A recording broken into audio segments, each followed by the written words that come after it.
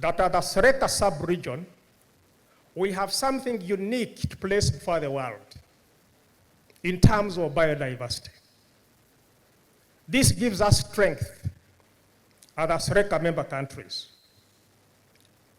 When you come to think in terms of the diversity in the water bodies, in Uganda alone, we have over 500 species of fish in the lakes in Uganda alone.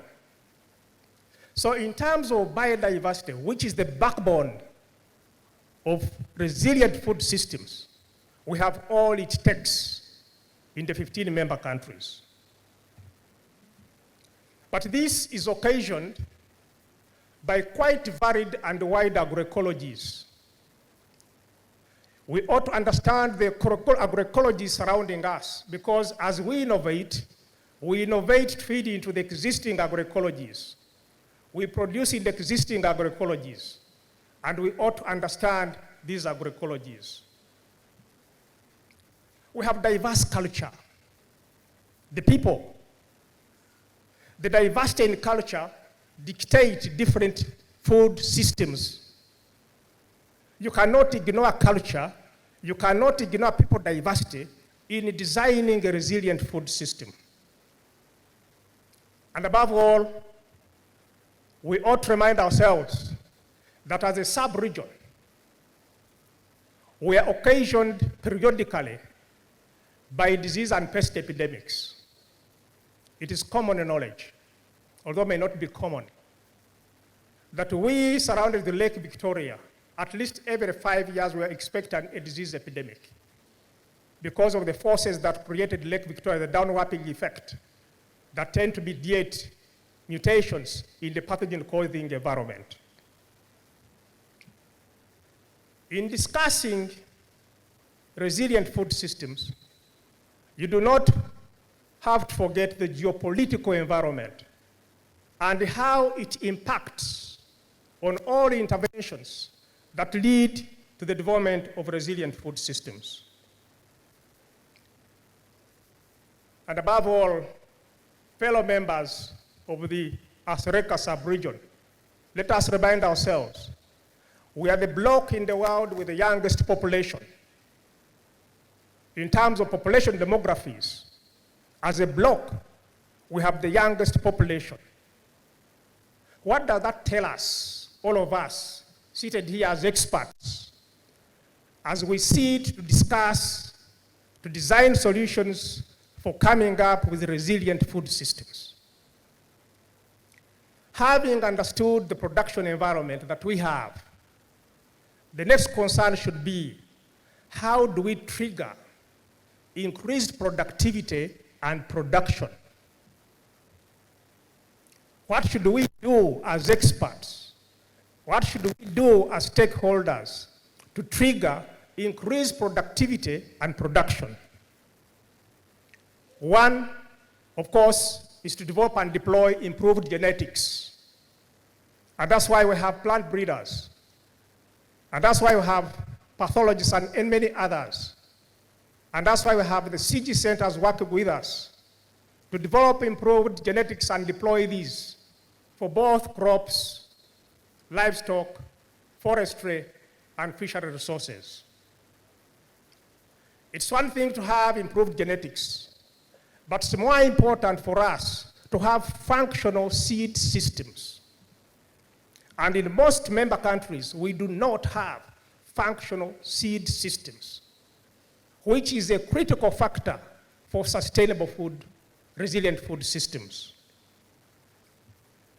Because of the diversity surrounding us, we ought to think through feasible and viable integrated production models. Integrated production models, crop models, crop livestock models, crop fisheries livestock models, those integrated models in a way underlie resilient food systems. And we need to move with technology to integrate the digital technologies in agriculture so that our effort is delivered at scale. Is delivered at scale to match with the growing population and the growing needs. Who does farming? These are the farmers. We need effort to move down our technologies, these farmers, through well-designed skilling programs so that we are able to up the production and productivity. And that's when we shall be able to have addressed the segment of productivity and production in a resilient food system. When you produce, what next? And before you produce, what should you have with you? We must have coordinated logistics. Coordinated logistics meaning we need to have value chain mechanization. When we talk of mechanization, we should mechanize the entire value chain. Most of our farming activities in the sub-region are not fully mechanized. And that is compromising on our effort to contribute towards resilient food systems. We need to have quality agro-inputs which are coordinated and which will be able to up the production. We need to have affordable agrofinancing and also affordable farm energy. At most farms, the only available energy is the human being. At most farms, beyond the God-given energy, the sunshine. But that alone is not enough to trigger the desired production. We need to have affordable farm energy. Let us produce something that we should pause a bit and be concerned about as experts, as political leaders, is that around us today, when we produce, what moves from the harvest to food is at most 60%. The 40% goes to waste. Imagine you are investing energy, you are producing, and every 100 units you produce, 40% goes to waste. How do we then plug the gap to ensure that we plug the gap and minimize wastage? As technocrats, we must be able to invest in post-harvest handling technologies. We should be able to build capacity for food processing. Very rudimentary food processing technologies in the sub-region. While we have diversity of the food subjects, we have limited foods which come as a result of food processing. And we are surrounded with the lack of knowledge that has permeated society in terms of how to transit the food subjects into stable foods. And that's a role we have as technocrats, to move down to the society, to ensure that the technologies that we generate, the innovation that we generate, they contribute to stable food systems. And as we develop the food, it should be healthy food for man. It should be food that meets the market standards to permeate the market. What does it mean to the many research institutions across the 15 member countries? What should we do different to be able to make meaningful contribution to a sustainable, resilient food system? Number one, we need to migrate from commodity-based research to product-based research. Most of our research is commodity-based. We need a rapid shift from commodity-based research to product-based research. And products that are defined and demanded by the market. Products that are defined and demanded by the people, and whose profiles are informed by our stakeholders. We need a rapid shift. Even at the way we designed our research programs, our research efforts, we need to have a dramatic shift from commodity-based to product-based research. We need to align our research to the product node segments. If you define a product, that product has a whole product segment we need to plug the different gaps of the segments and align our research those segments. Otherwise, we run a risk of doing research that ultimately will not see the product in the market. We need to have complete research efforts. We need a deliberate effort to break down our technologies into content that can be used to meaningfully skill people, skill entrepreneurs, skill producers. The knowledge we have as scientists cannot be taken as is. We need to break it down. Scaling programs that are based on current discoveries. And above all, as scientists, we talk of technologies. We talk of innovations. We have a bank of these with us. But these must be attractive to the women. These must be attractive to the youth.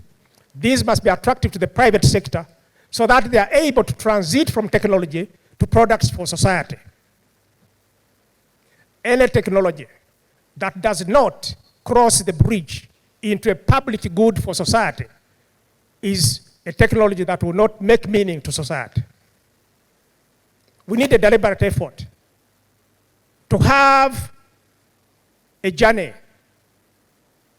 of having our technologies and working with our stakeholders to transit technologies and innovations into products for society. Coming back to ASRECA, what do I see as the opportunities, as the niche areas for ASRECA in coordinating us across the 15 member countries? Number one, ASRECA, you ought to develop a dashboard of the innovation hubs across the 15 member countries. And you need to advise at strategic level of the missing critical hubs in the sub-region. This is something that carves out a unique niche for you as ASRECA. We need to conduct and coordinate impactful skilling programs across the sub-region. This can be done at the level of ASRECA. We need to provide leadership in digital integration into agriculture. We should not continue farming like our ancestors. We should not separate ourselves from technology. We need these digital solutions to move with us, to trigger production at scale. And above all, ASRECA, you must champion the most needed policy dialogues with the policymakers across the sub-region that will work as enablers to stimulate increased production and increase the utilization of the foods that we develop. And lastly, to mobilize resources for cross-cutting regional initiatives, research initiatives that cannot be undertaken by a single country. And what does it take on the part of ASRECA? ASRECA should largely invest in what they call scenario research. Scenario-based research. We should be able to be under the umbrella of ASRECA to coordinate and invest effort in designing solutions for 20 years from today, 50 years, so that we have a balance between reactive research and scenario-based research. Ladies and gentlemen, we can talk, we can forever, but I want to thank you so much, and I want to leave you with a challenge that when we talk of resilient food systems, we the experts map. The political leaders are only there to give us the enablers. The experts map the way. And we are the experts. We cannot afford to see our sub-region struggle with unstable food systems when we are here.